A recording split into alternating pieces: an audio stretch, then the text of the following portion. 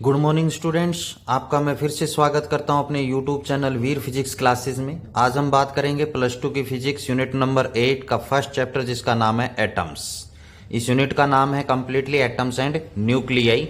Nuclei जो है वो सेकंड चैप्टर है। तो हम फर्स्ट चैप्टर की बात कर रहे हैं, जिससे रिलेटेड हम 2 वीडियो हैं वो बना चुके हैं इससे पहले। आज की जो वीडियो है वो बहुत इंपॉर्टेंट है, जिसमें हम आज की वीडियो में जो डिस्कस करेंगे, जो भी एटॉमिक मॉडल्स हैं उनके बारे में और उनकी क्या क्या लिमिटेशंस हैं उनके बारे में डिस्कस करेंगे, जो कि बहुत इंपॉर्टेंट है। एग्जाम में इन मॉडल्स के बारे में पूछा जाता है। तो यहां पर इस यूनिट के इस चैप्टर के अंदर हम 3 मॉडल्स के बारे में डिस्कस करेंगे, जो एटॉमिक मॉडल्स के बारे में। जो कि सबसे पहला जो एटॉमिक मॉडल है वो है जे थॉमसन एटॉमिक मॉडल। क्या नाम है? जे थॉमसन एटॉमिक मॉडल है, वो क्या है उसके बारे में डिस्कस करेंगे और उसकी क्या लिमिटेशंस हैं उसके बारे में हम डिस्कस करेंगे। तो आइए शुरुआत करते हैं कि जे थॉमसन ने क्या कहा। According to Thomson model, every atom consist of a positively charged sphere. यानी क्या कह रहा है कि थॉमसन कि एवरी एटम जो है वो पॉजिटिवली चार्ज स्फीयर होता है कि फॉर्म में होता है। पॉजिटिवली चार्ज है उसके अंदर होता है, एक स्फीयर की फॉर्म में होता है एटम, और उसके अंदर क्या होता है? पॉजिटिवली चार्ज होता है। Of radius of the order of 10⁻⁻10 metre. Means यहां पर हमारे पास एक स्फीयर है, एटम है, वो किसकी फॉर्म में है? स्फीयर की फॉर्म में होता है, जिसकी जो रेडियस है वो 10⁻10 मीटर। ये जे थॉमसन ने कहा।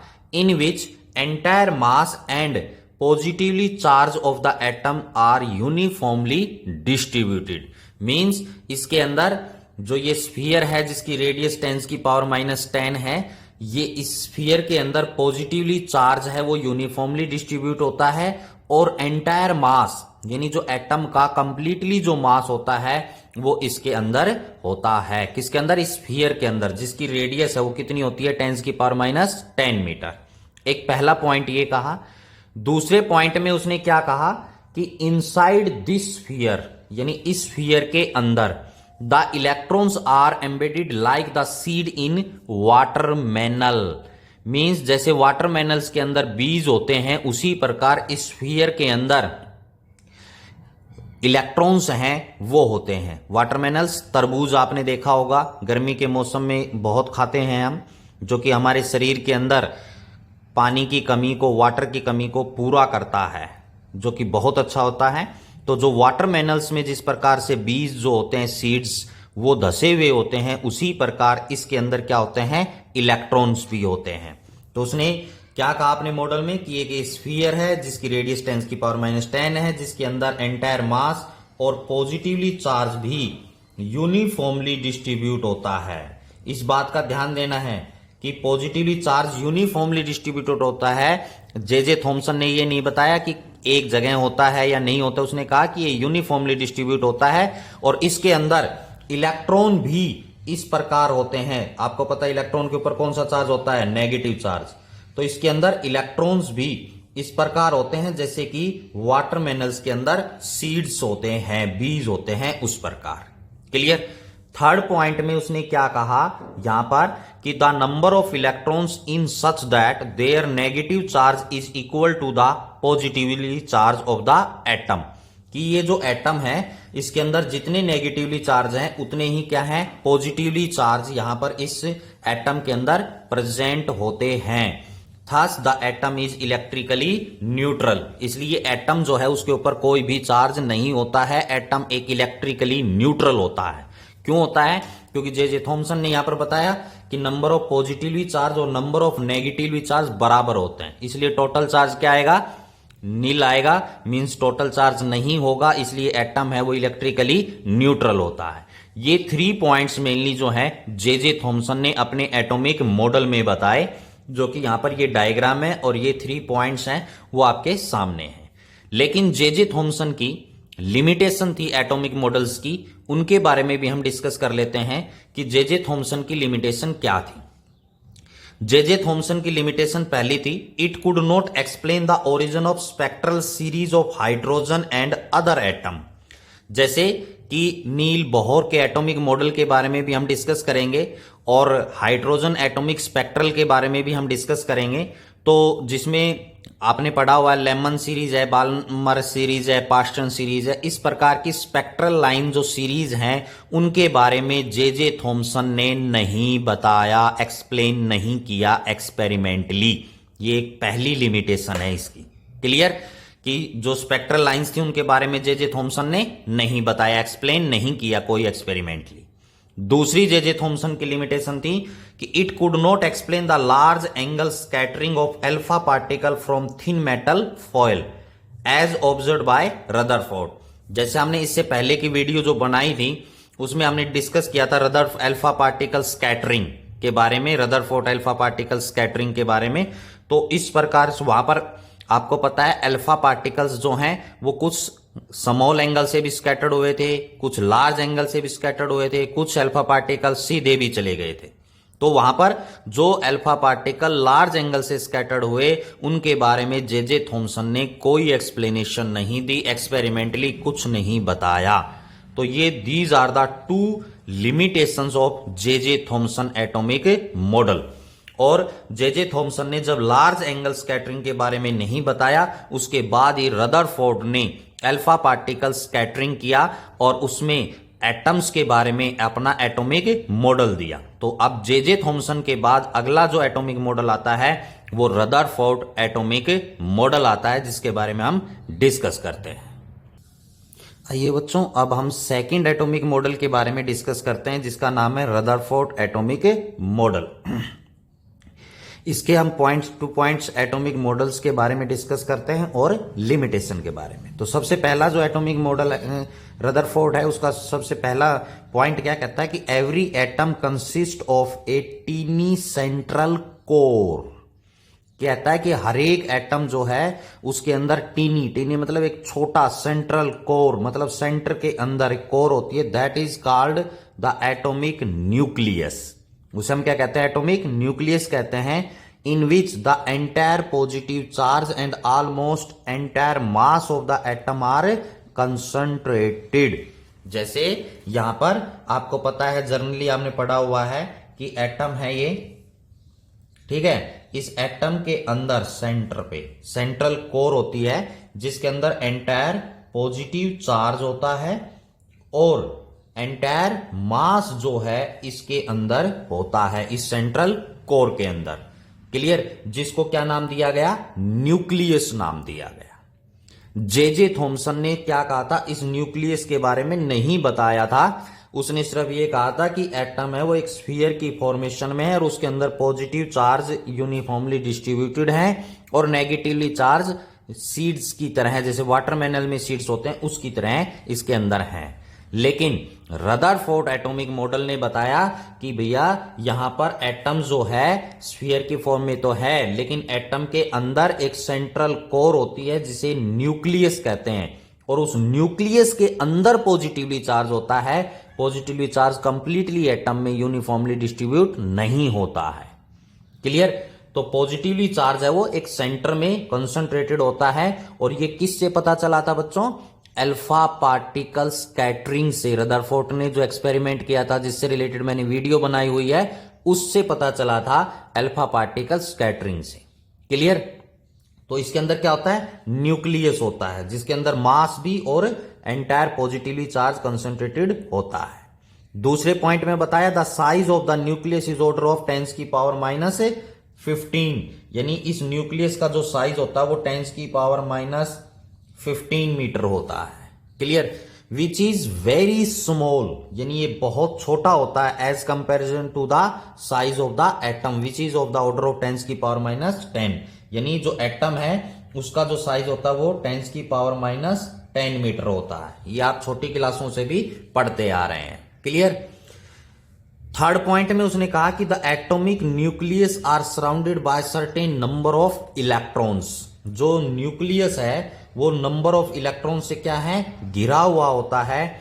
As the atom on whole electrically neutral, यानी यहां पर जो ये न्यूक्लियस है इसके चारों तरफ क्या होते हैं? इलेक्ट्रॉन्स होते हैं।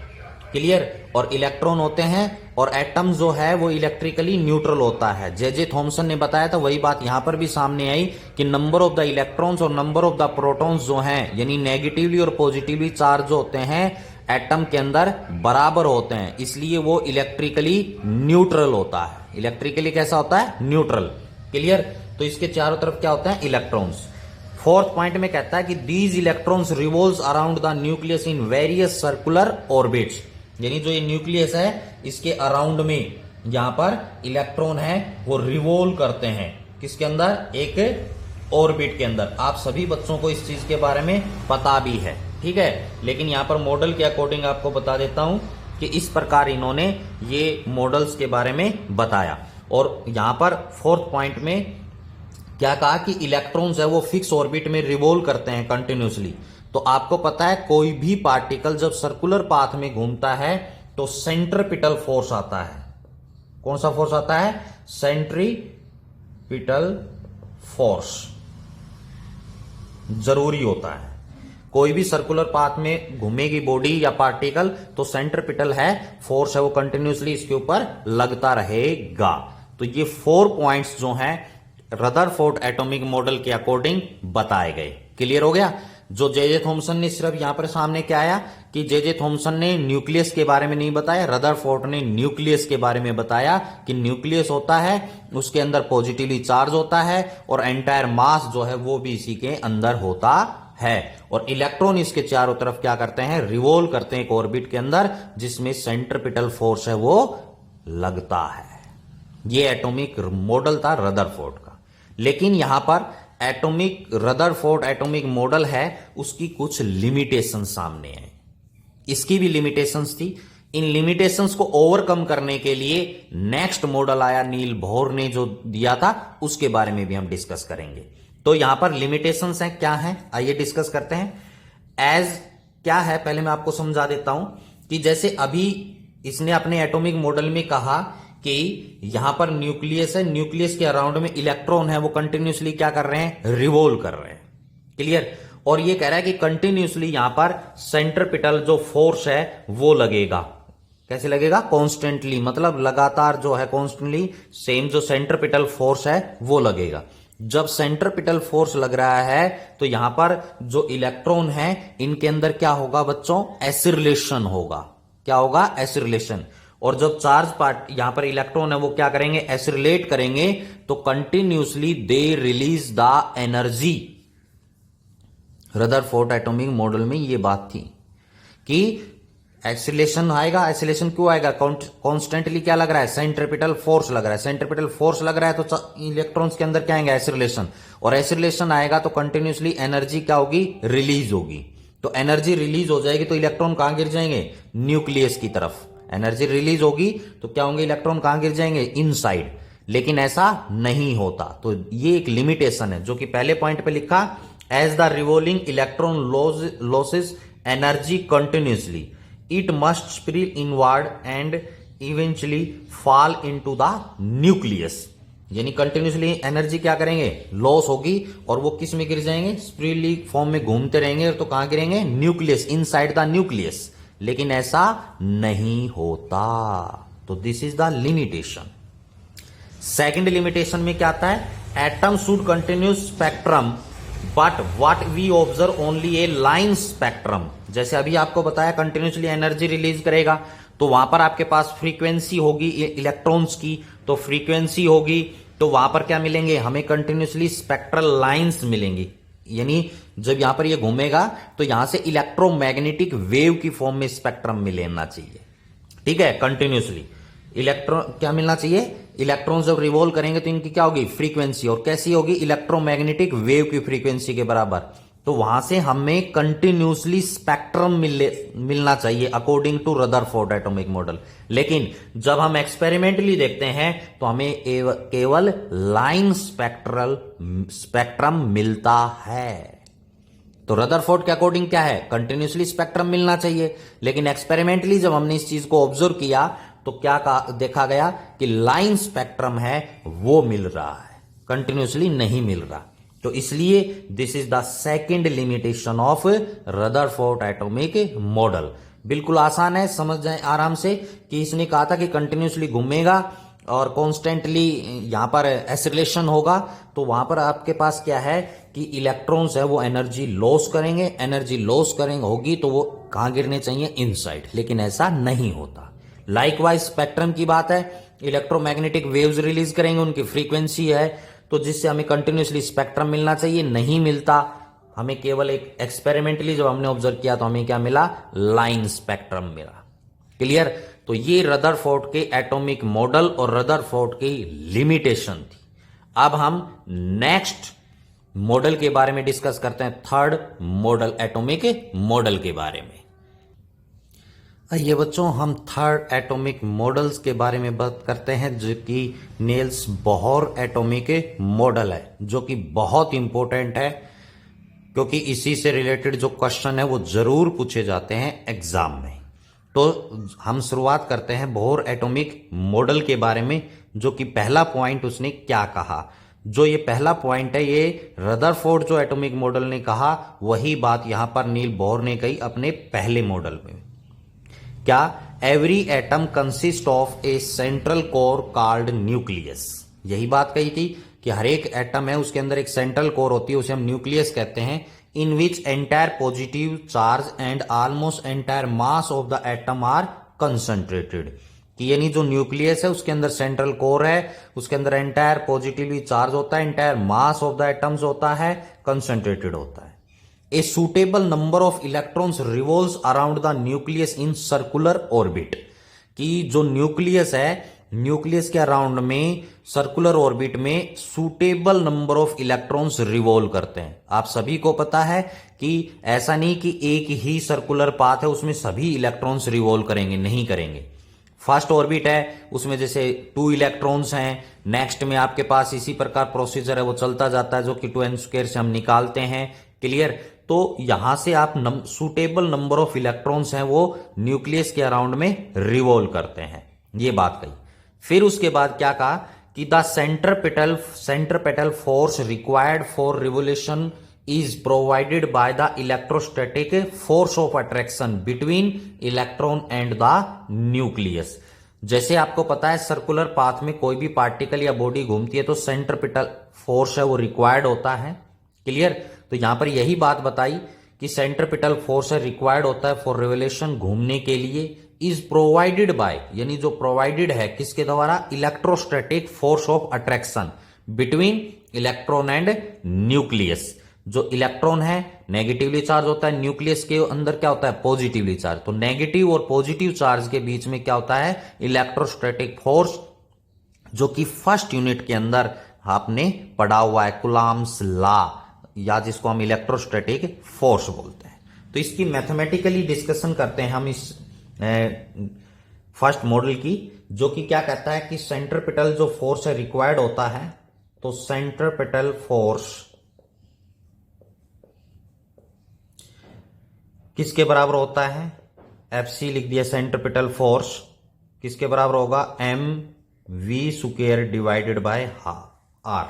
m क्या है, मास ऑफ द पार्टिकल, v क्या है उसकी वेलोसिटी, और r क्या है, रेडियस, यानी वो जिस रेडियस में घूमता है वो रेडियस है r। अब इलेक्ट्रोस्टैटिक जो फोर्स होगा,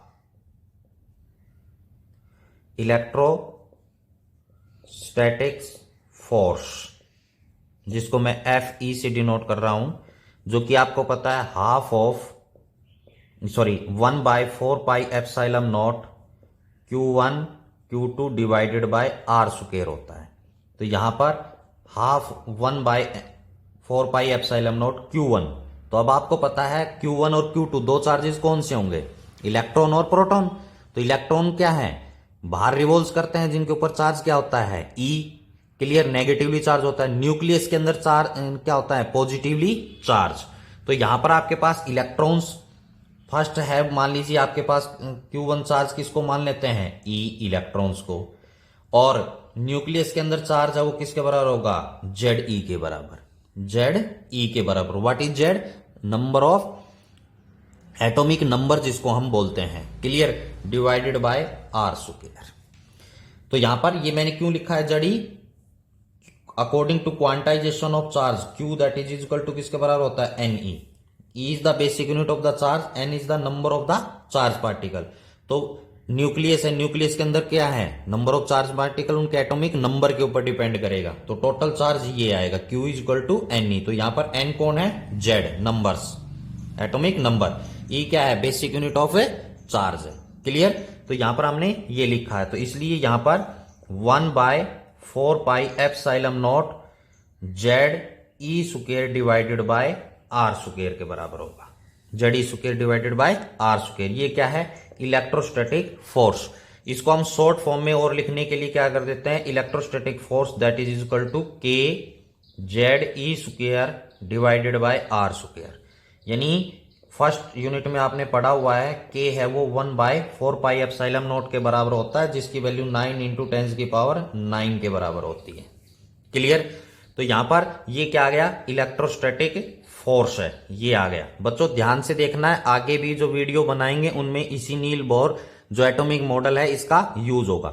ये आपके पास सेंट्रीपिटल फोर्स है।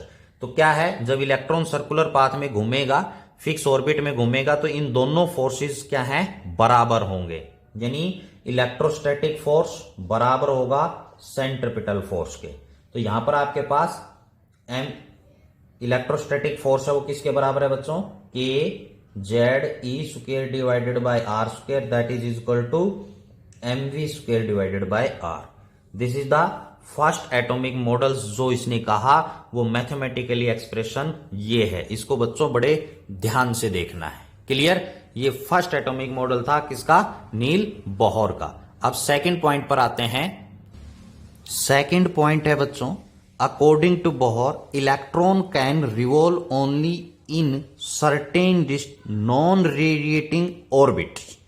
यानी जैसे ये, इसका मतलब क्या है कि नील बोहर ने कहा कि इलेक्ट्रॉन है वो ऑर्बिट में रिवॉल्व करता है, नॉन रेडिएटिंग ऑर्बिट, मतलब वो किसी प्रकार की कोई भी रेडिएशन है वो एमिट नहीं करता। Called stationery orbit for which total angular momentum of revolving electron. तो अब आपको पता है, जैसे पार्टिकल सीधा जा रहा है, स्ट्रेटली मूव करता है, तो उसे हम लीनियर मोमेंटम बोलते हैं, जिसको P से डिनोट करते हैं, जो कि mv के बराबर होता है, लीनियर मोमेंटम होता है। लेकिन जब कोई भी पार्टिकल सर्कुलर पाथ में घूम रहा है, तो उसका मोमेंटम है उसे हम एंगुलर मोमेंटम बोलते हैं, L से डिनोट किया जाता है, जो कि mvr के बराबर होता है बच्चों। क्लियर। तो कहता है angular momentum of revolving electron is an integral multiple of h/2 pi, where h क्या है, प्लैंक्स कांस्टेंट। यानी नॉन रेडिएटिंग ऑर्बिट में वो रिवॉल्व करता है, स्टेशनरी ऑर्बिट जिसको हम बोलते हैं, और उस दौरान उसका जो टोटल एंगुलर मोमेंटम है, तो मैंने बताया एंगुलर मोमेंटम को L से डिनोट करते हैं, जो कि mvr के बराबर होता है। तो कहता है टोटल एंगुलर मोमेंटम है वो इक्वल होता है किसके, इंटीग्रल मल्टीपल मतलब n इंटीजर्स, किसके, h/2 पाई के, h/2 पाई के इंटीग्रल मल्टीपल के बराबर होता है। ये सेकंड पॉइंट में कहा इसने बोहर एटॉमिक मॉडल में। तो mvr that is equal to nh/2 pi, integral multiple of h/2 pi होता है। h क्या है, प्लैंक्स कांस्टेंट, और यहां पर n क्या है, इंटीजर्स 1 2 3 डैश डैश इस प्रकार। क्लियर।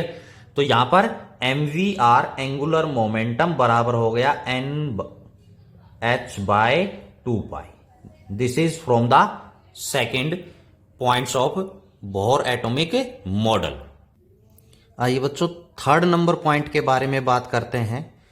क्या कहता है कि द इमिशन ऑब्लिक एब्जॉर्प्शंस, यानी या तो इमिशन होगा या एब्जॉर्प्शन होगा of the energy occur only when an electron jump from one of its specified non-radiating orbit to another। जैसे यहां पर रदरफोर्ड की जो लिमिटेशन थी, जैसे रदरफोर्ड ने कहा था कि इलेक्ट्रॉन है वो कंटिन्यूसली एनर्जी है वो एमिट करेगा, लेकिन बोहर ने उस लिमिटेशन को यहां पर खत्म किया। नील बोहर ने बताया कि इलेक्ट्रॉन जो हैं वो एनर्जी तभी एमिट करेंगे जब वो नॉन रेडिएटिंग यानी स्टेशनरी ऑर्बिट से, एक स्टेशनरी ऑर्बिट से अनोदर में जंप करेगा। तभी जो है वो या तो एनर्जी का एब्जॉर्प्शन होगा या एनर्जी एमिट होगी। उसी केस में ऐसा होगा कि जब इलेक्ट्रॉन है वो अपना ऑर्बिट है वो चेंज करेगा, तभी ऐसा होगा कि या तो एनर्जी एमिट होगी या एनर्जी एब्जॉर्ब होगी। ऐसा नहीं है कि कंटिन्यूसली इलेक्ट्रॉन है वो एनर्जी एमिट करेगा, ऐसा नहीं है, जो कि रदरफोर्ड ने कहा था। उसकी लिमिटेशन को यहां पर बोर ने खत्म कर दिया। उसने कहा कि the difference in the total energy of electron in the two permitted orbit is absorbed. यानी कहने का मतलब है जैसे ऑर्बिट चेंज करेगा, टू ऑर्बिट्स, जैसे फर्स्ट से सेकंड में जाएगा या सेकंड से फर्स्ट में आएगा, तो कह रहा है permitted orbits is absorbed when the electron jump from inner to outer orbit. यानी जब इलेक्ट्रॉन जो है, जैसे मैं यहां पर आपको बता देता हूं कि ये न्यूक्लियस है, इसके अराउंड में यहां पर ये फर्स्ट ऑर्बिट है, ये आपके पास सेकंड ऑर्बिट है, ये आपके पास थर्ड ऑर्बिट है, ये न्यूक्लियस है। क्लियर? तो ये फर्स्ट है, ये सेकंड है, ये थर्ड ऑर्बिट है। तो इसने क्या कहा कि इलेक्ट्रॉन है वो एनर्जी को एब्जॉर्ब करेगा। कब करेगा एनर्जी को? जब वो इनर ऑर्बिट से आउटर ऑर्बिट में जाएगा। यानी फर्स्ट ऑर्बिट से जब वो सेकंड ऑर्बिट में जाएगा तो ये एनर्जी को क्या करेगा? एब्जॉर्ब करेगा। क्या करेगा? एनर्जी को एब्जॉर्ब, जब इनर से आउटर में जाएगा। और कह रहा है जब आउटर से इनर में आएगा तो यहां पर एनर्जी जो है वो एमिट करेगा, एमिटेड होगी। एनर्जी क्या होगी? एमिटेड। यानी इन्हीं केसेस में एनर्जी का क्या होगा? एमिट होगी, या तो एब्जॉर्ब या इमिशन। एब्जॉर्ब कब होगा? जब इनर से आउटर में जाएगा। एमिट कब होगा? जब आउटर से इनर में आएगा, तब एनर्जी एमिट होगी। इन्हीं दो केसेस में एनर्जी इमिट या एब्जॉर्ब होगी, अदरवाइज नहीं होगी। क्लियर? तो यहां पर आपके लिए जो एनर्जी एमिट होगी वो क्या होगी मैं बता दे, यहां पर फॉर्मूला लिख देता हूं। लेट E1 क्या है? Total energy of electron in an inner stationery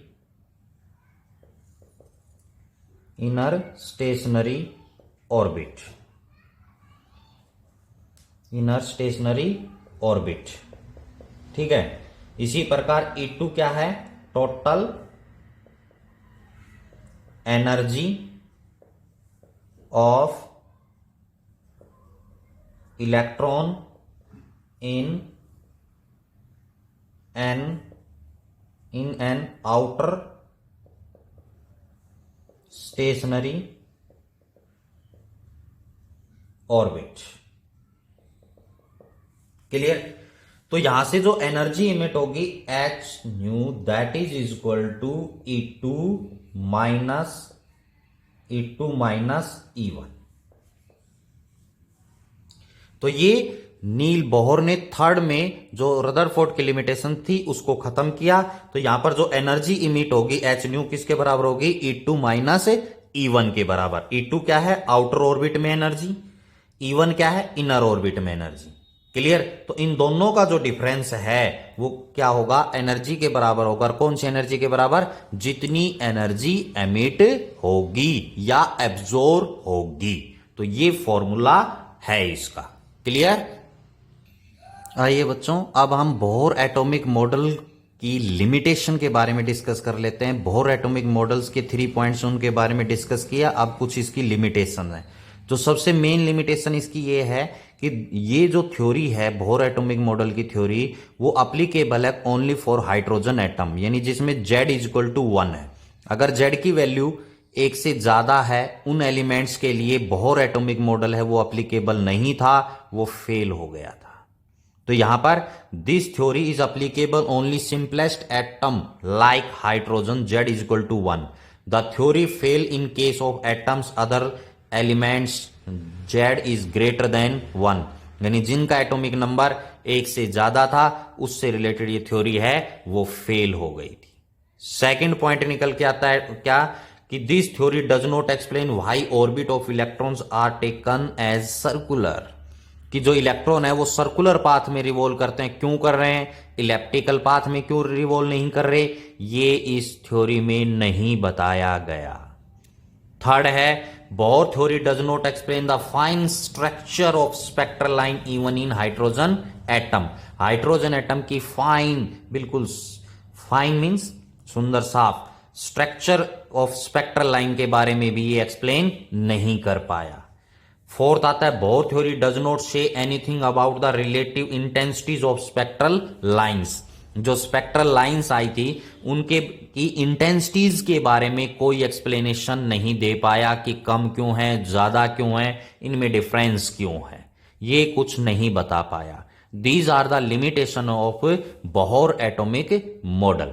तो बच्चों आज की इस वीडियो में हमने 3 एटॉमिक मॉडल्स और उनकी लिमिटेशन के बारे में बात की। जे थॉमसन एटॉमिक मॉडल है, रदरफोर्ड एटॉमिक मॉडल है और नील बोहर एटॉमिक मॉडल है।